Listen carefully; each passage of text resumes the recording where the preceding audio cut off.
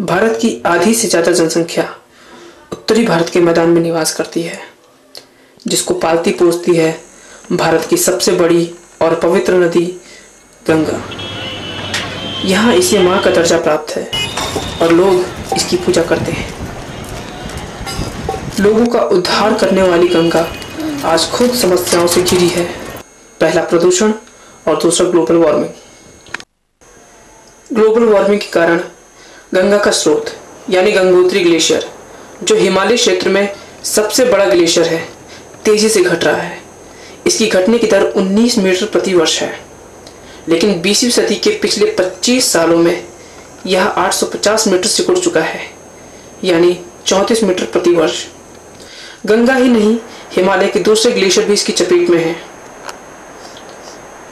Global warming का आशय धरती के औसत तापमान में प्रतिवर्ष वृद्धि होना है, जिससे मौसम चक्र में बदलाव आया है। ग्लोबल वार्मिंग के लिए उत्तरदायी गैसें जैसे carbon dioxide, methane, carbon monoxide, chlorofluorocarbon और नाइट्रस ऑक्साइड हैं। और काफ़ी डिफेक्ट आया है। अच्छा। जैसे कि खेतों में जो अनाज बो रखा है वो एकदम ड्राई हो गया वहाँ पे, खेत में पानी ना होने की वजह से। और गर्मी इतनी होगी कि लोगों का स्वास्थ्य एकदम खराब होने लग गया। पानी की किल्लत भी हो रही है, पानी की काफ़ी किल्लत हो रही है और काफ़ी परेशानियाँ हो रही हैं। पेड़ पौधे सूख रहे हैं और काफ़ी दिक्कतें आ रही हैं यहाँ पर। और इतनी गर्मी इसी वजह से नई बीमारियाँ भी होंगी, शुरू हो गई होंगी। जी बिल्कुल। तो जिससे निराश हो रहे पर्यटक, तो आगे नीचे जा रहे हैं तो कह रहे हैं कि वहाँ पे तो बर्फ़ है ही नहीं, अब क्या करेंगे। पहले पिंडारी ग्लेशियर कितना फैला था? पहले तो काफ़ी था। जब मैंने देखा था, करीब मैं 15-16 साल से यहाँ पर पोर्टर और गाइड का काम कर रहा हूँ, तो तब काफ़ी बड़ा था ग्लेशियर। अभी तो काफ़ी तब से शायद 15-16 मीटर पीछे हट गया मेरे देखते मतलब 8-10-15-16 सालों में। अच्छा, इतना फर्क आ गया ग्लेशियर के ऊपर। तो पिंडारी के अलावा और कौन कौन से ग्लेशियर पे इसका फर्क पड़ा है? हमारे यहाँ क्षेत्र में तो पूरे सभी, जैसे सुंदरढूंगा में है ग्लेशियर, अच्छा, उसमें पूरा फर्क पड़ा है। कपनी ग्लेशियर है, उसमें फर्क पड़ा है। हम मिलम ग्लेशियर जाते हैं, वहाँ पे फर्क पड़ा है।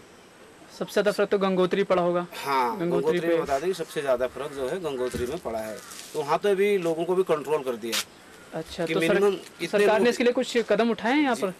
यहाँ पे तो कुछ नहीं बेटा, गंगोत्री की तरफ ऐसा है कि जहाँ पर मैक्सिमम लोग कितने जा पाएंगे पर डे।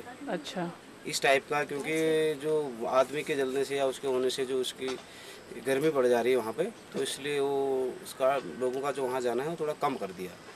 क्योंकि कम लोग जाएंगे तो उसमें वहाँ पे फायरिंग वायरिंग कम करेंगे और कम करेंगे, तो उससे अब इतना ड्रॉट इस साल पड़ गया है। अगर 2-3 साल और पड़ जाएगा ना, तो मतलब जो है इस जहाँ पे पानी की साधना नहीं होगी ना, सही वहाँ जो है बगीचा जो है खत्म हो जाएगा। नहीं, और बारिश भी कम हो रही होगी। बारिश भी कम हो रही है।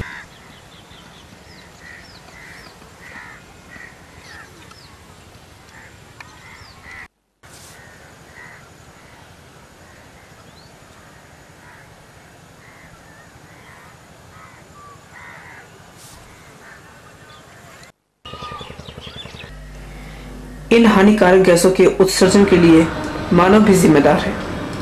वातावरण में कार्बन उत्सर्जन का मुख्य स्रोत फैक्ट्रियों और बिजली उत्पादन संयंत्रों में जीवाश्म ईंधनों के जलने से हुआ धुआं है, तथा अकेले 20% कार्बन उत्सर्जन वाहनों द्वारा छोड़े गए धुएं से होता है।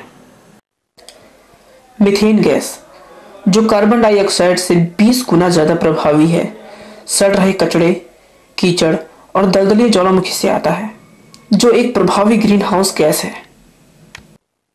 यदि हम भारत की बात करें तो भारत में ग्लोबल वार्मिंग का सबसे ज्यादा प्रभाव समुद्र तल से कम ऊंचाई वाले स्थानों पर पड़ेगा।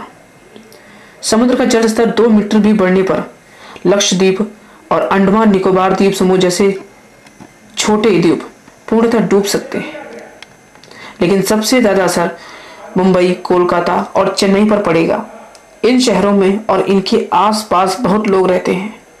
इन शहरों के डूबने से करीब 9 करोड़ लोग प्रभावित होंगे।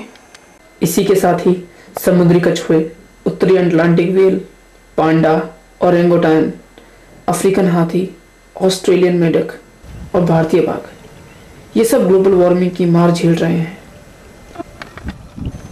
कहीं ना कहीं ग्लोबल वार्मिंग का सीधा संबंध हमारी जनसंख्या वृद्धि से भी है। भारत में जनसंख्या वृद्धि किसी भी अन्य देश के मुकाबले ज़्यादा है, जिससे यहाँ गरीबी, बीमारी के साथ साथ बेरोजगारी बढ़ रही है। फलस्वरूप लोग काम की तलाश में शहरों का रुख कर रहे हैं। इस कारण शहरों का विस्तार हो रहा है। अगर समय रहते हम नहीं जागे तो शायद हमें और भयंकर परिणाम के लिए तैयार रहना होगा। इसके लिए हम अपनी तरफ से भी कार्बन उत्सर्जन में कटौती कर सकते हैं, जैसे जब ज़रूरत ना हो तो घर के पंखे, लाइटें और टीवी बंद कर दें। परंपरागत बल्ब की जगह CFL का प्रयोग करें। इससे 20% विद्युत की बचत होगी।